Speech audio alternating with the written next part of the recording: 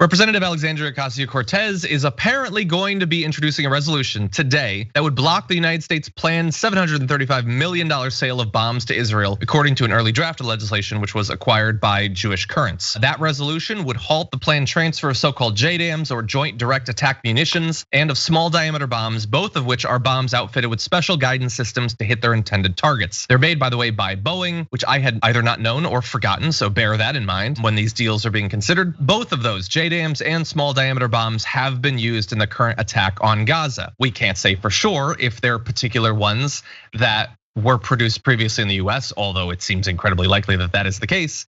And the next round that will be fired, and in the next conflict that will be fired at Gaza, will likely also be US provided. So we are directly implicated in all of this, but hopefully not, if she's successful in stopping it. AOC says at a time when so many, including our president, support a ceasefire, and she's being so charitable to him there with that, we should not be sending direct attack weaponry to Prime Minister Netanyahu to prolong this violence. It is long past time to end the US policy of unconditional military arms sales, particularly to governments that have violated human rights. So she's put this out here. The issue is that right now, there's effectively only 15 days after when the deal was initially talked about by Biden, when it was initially introduced, to actually stop it, which means that the House has until May 20th to consider the resolution. Well, today I'm looking at it, it's the 19th, so there's not much time. But there is one potential solution, JR, and that is that if a senator introduced a resolution before the end of tomorrow, the bill would be required to get a vote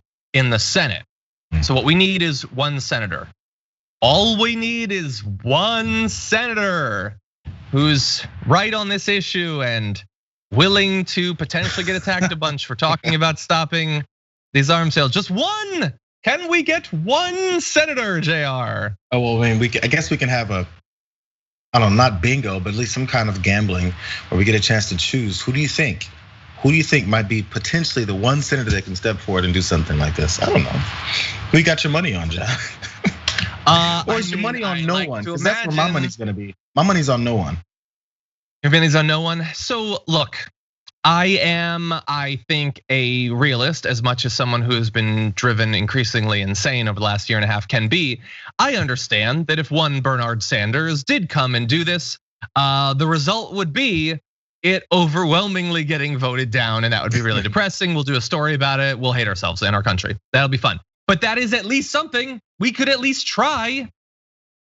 Bernie, like, as we have talked about, Bernie has evolved in this area. He's always been more willing than most Democrats to criticize Israeli military policy vis-a-vis the Palestinians. He has become increasingly so over the last few years. The question is still open. How much so? Would he be the standout one senator who would do this in the Senate? I don't know, but he really needs to be. And maybe we can be a part of that solution. When the minimum wage situation was being talked about, TYT started a pressure campaign to get Bernie to do the right thing. Maybe we should start tweeting at Bernie Sanders. Maybe we should start calling. Like, there's a lot of people watching this right now. I'm seeing, let's see. We got 6,300, about 500 more on Twitch. Other people will be watching this clip later on. Imagine if 1 in 10 of you called in to Bernie Sanders' office and asked why he isn't supporting AOC in this matter. I think that could really have an effect. I mean, we'll see.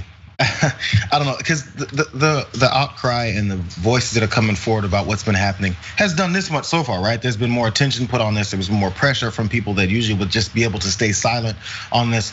Specifically, Joe Biden. We saw how Rashida Tlaib approached him, and I think that's maybe part of it too, because it looked like, okay. By the way, the whole thing about how Biden wants a ceasefire. I can buy that he wants a ceasefire because it looks really bad for him, but doesn't mean he wants to do the things that will force a ceasefire, or will force Israel to stop. He just hopes they kind of stop. 4 phone calls, like, please, hey, this time, by the way, this is looking really bad. I mean, I know in the past we could just say something, everyone would just believe it, but now we got too much information that's flowing through so many different channels from people that are there. So how do we do this? That's I feel like that's where they're trying to work right now. Quiet back channels to get Israel to stop without actually publicly coming out against what they're doing. Yeah, it'd be like, I want my dog to stop begging for food. Stop begging, stop. Okay, you can have a little bit. Okay, could you really stop? Okay, oh, you're really cute. That's really doing. Here, you can have some more. I really want this to stop. I don't know what leverage I have. That is basically what's going on here. Withhold the treats. Hashtag withhold the treats. There's the hashtag. I really hope that is not the hashtag actually, but anyway. Okay, we never know. We're live, unscripted, no teleprompters. You never know where it's gonna go.